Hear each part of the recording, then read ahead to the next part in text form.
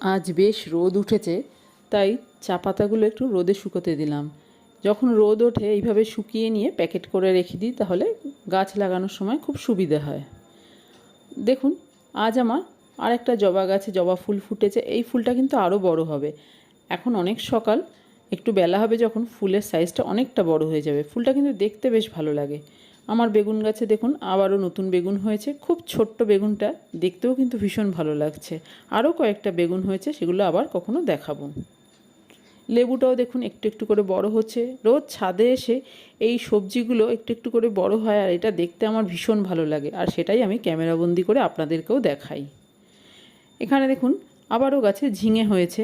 এই ঝিঙের ফুলগুলো যখন মিলিয়ে দিয়েছি, তখন আমি আপনাদের সাথে সেটা শেয়ার করতে পারিনি। সেদিন খুব বৃষ্টি হচ্ছিল, আমি বৃষ্টির মধ্যেই কাজটা করেছি। সেই সময় ক্যামেরা আমি আর অন করতে পারিনি।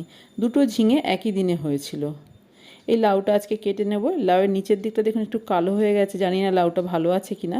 আজকে কেটে নেব, আর রাখবো না। আর এই গাছে দেখুন একটাই ঢ্যাঁড়স বড় হয়েছে, সেই ঢ্যাঁড়সটাও কেটে নিলাম। আজকে আমার হারভেস্টিং এই দুটো সবজি।